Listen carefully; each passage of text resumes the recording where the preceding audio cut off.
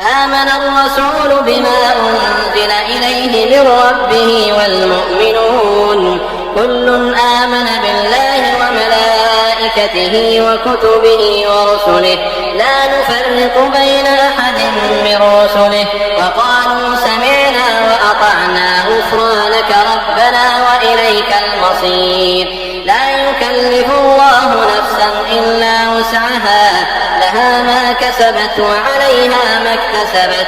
ربنا لا تؤاخذنا إن نسينا